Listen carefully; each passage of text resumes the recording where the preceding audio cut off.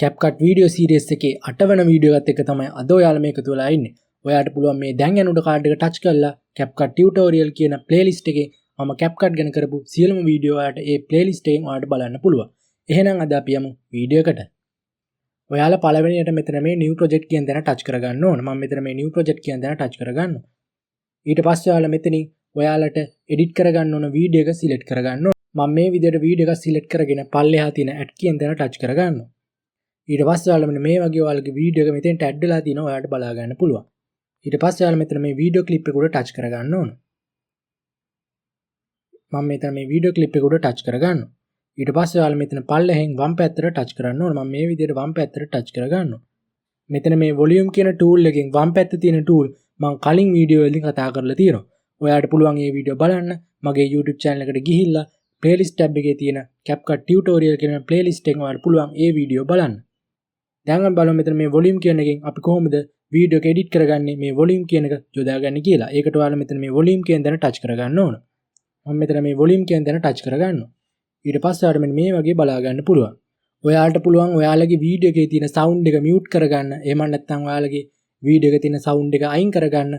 ඔයාලට පුළුවන් පල්ලෙහෙන් වම් පැත්තට මේ විදිහට ටච් කරගෙන ගියාට පස්සේ ඔයාලට පුළුවන් ඔයාලගේ වීඩියෝ එකේ තියෙන sound එක ඉවත් කරගන්න. එහෙම නැත්නම් ඔයාලගේ sound එක mute කරගන්න. ඔයාලට පුළුවන් මේ වීඩියෝ ක්ලිප් එකේ තියෙන sound එක low කරගන්න. ඔයාලට පුළුවන් මෙතන මේ 20ක් 30ක් වගේ තැනකට select කරගන්න. එහෙම නැත්නම් ඔයාලට පුළුවන් මේ තා ටිකක් මේ දකුණු පැත්තට ගෙනියලා මෙතන මේ උඩ mark එක 100 වගේ තැනකට තියුවොත් ඔයාලට පුළුවන් සාමාන්‍ය ගානකට මේ වීඩියෝ එකේ තියෙන audio එක ඔයාලට අහගන්න පුළුවන්. එහෙම නැත්නම් ඔයාලට පුළුවන් තා ටිකක් මෙතන දකුණු පැත්තට කරොත් ඔයාලට පුළුවන් මේ volume එක ගොඩක්ම වැඩි කරගන්න.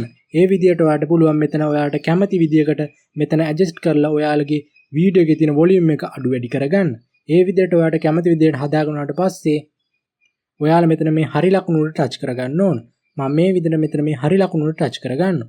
ඊට පස්සේ ඔයාලට බලා ගන්න පුළුවන් ඔයාලගේ වීඩියෝ එකට අපි හදපු volume එක ඇඩ් වෙලා තියෙනවා. දැන් අපි බලමු මෙතන මේ තියෙන transform කියන tool එකෙන් අපි කොහොමද වීඩියෝ එක edit කරන්න භාවිතා කරන්න කියලා. ඒකට ඔයාලා මෙතන මේ transform කියන දේ ටච් කරගන්න ඕන. මම මේ විදිහට ටච් කරනකොට පස්සේ ඔයාලට මෙන්න මේ වගේ බලා ගන්න පුළුවන්. ඔයාලා මෙතන මේ පළවෙනියට rotate කියලා බලා ගන්න පුළුවන්. ඊට පස්සේ ඔයාලට මෙතන මේ දෙවෙනියට mirror කියලා ඔයාලට බලා ගන්න පුළුවන්. ඔයාලට පුළුවන් මෙතන මේ තුන්වෙනියට resize කියලා ඔයාලට බලා ගන්න පුළුවන්. දැන් අපි බලමු මෙතන මේ පළවෙනියට තියෙන rotate කියන එක අපි කොහොමද මේ වීඩියෝ එක edit කරගන්නේ කියලා. ඒකට මම මෙතන මේ rotate කියන දේ ටච් කරගන්නවා.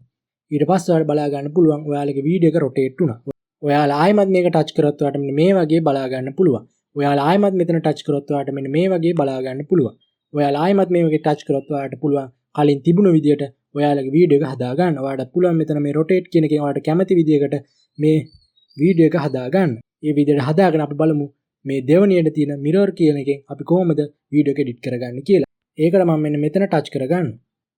එතන ටච් කරාට පස්සේ ඔයාලට බලා ගන්න පුළුවන් අපේ වීඩියෝ එකේ තිබ්බ පැත්ත වෙනස් වෙනවා. ඔයාලා ආයෙමත් එතන ටච් කරාට පස්සේ ඔයාලට බලා ගන්න පුළුවන් කලින් තිබ්බ විදියට ඔයාලගේ වීඩියෝ එක හැදිලා තියෙනවා. අපි ආයෙමත් ටච් කරාට පස්සේ ඔයාලට බලා ගන්න පුළුවන් ඒක විරුද්ධ පැත්තට මේ වීඩියෝ එක හැදිලා තියෙනවා.